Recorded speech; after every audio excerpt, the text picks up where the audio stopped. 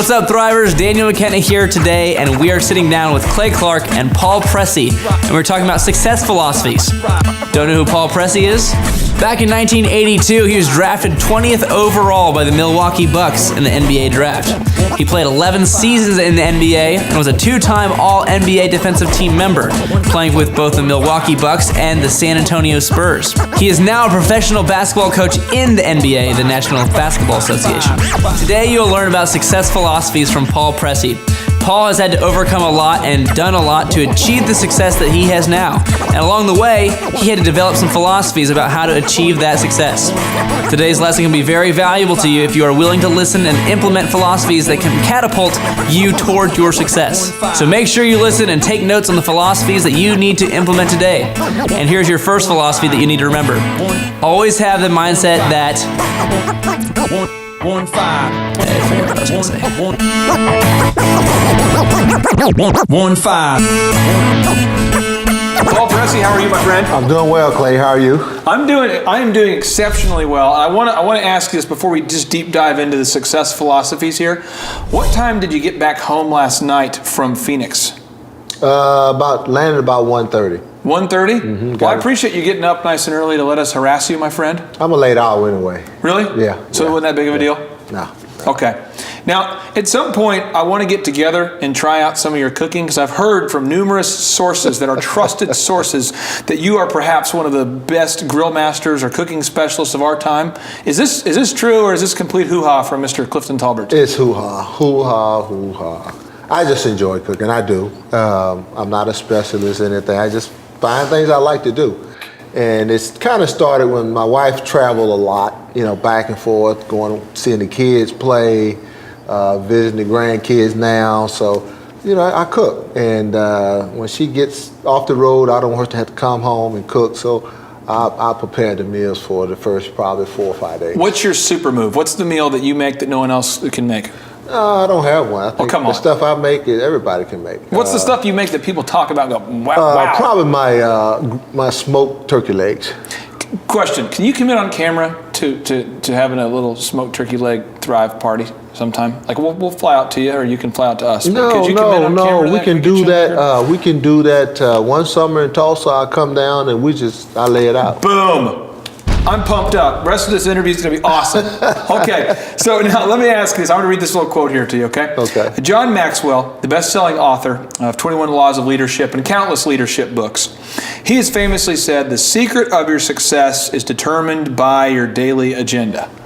Now, you guys have the most crazy schedule I've ever heard of. You're traveling. How many games in a row do you have coming up here? You have We got 4 games in 5 nights. 4 games in 5 nights. How many different cities? 3.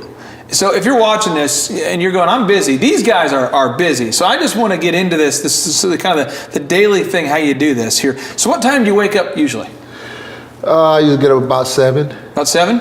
Yep. And now how do you spend the first hour of every day? I mean, my first hour would be spent trying to figure out what city I'm in, But how do you spend the first hour? Just a little quiet time, me and the Lord just visiting and have a little prayer time, and then I get up and call my wife, see what she's doing. Sometimes she's halfway asleep and can't figure out, what time I'm calling, but I just let her know I call. And get up, get to moving around, take a shower, and get moving and get dressed and get on my way to my next move. But you like to start the first hour of every day kind of in a prayer time is what you do, or some kind of, you organize your thoughts? Yes. You got to have something to where you can feel back to down to earth why you've been so truly blessed. And that's where I find it. And for anybody watching this who doesn't subscribe to the Judeo-Christian philosophy of the world, one thing we found, though, with all the mentors we've met, it doesn't matter really what career they're from or what the religion is. It seems as though every one of these successful people spends about an hour a day or more planning out their day or thinking about their day or in kind of quiet time, if you will, where they're and how does that help you? Like, how does that process help you every day?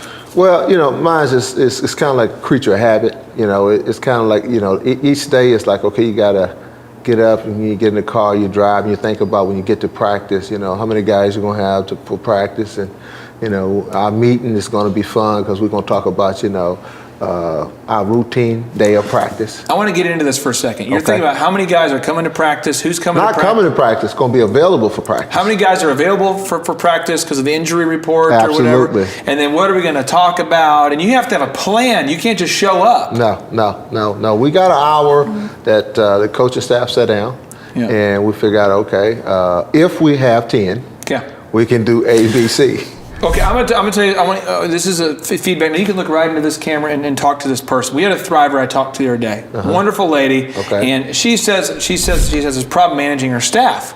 I'm trying to help her and I'm asking her some questions. She literally she says she gets up when she gets to work. When she gets there about the same time as the employees do, and she doesn't have a plan. Oh, You know, she gets there at the same time as they do without a plan.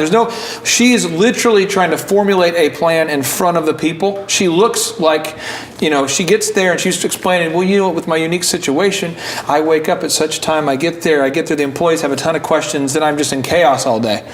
How is that different from you at the NBA level do it? I mean, what would you say to this person? Like, what advice would you have for someone like that who's not making a plan? no, you have to have a plan. Okay. Because as the old saying goes, if you don't plan to succeed, you plan to fail. And you have to plan that day. Get there an hour earlier and plan the day out. It don't have to be perfect, but you got to have a plan, meaning that you say, okay, we're going to do A this time, B this time, C this time. And when you get to meet them all, and if it doesn't work that way, go to them and ask questions. I had this plan already, but what you guys think? So now you got to do is fill in the blanks. But you got to have a plan.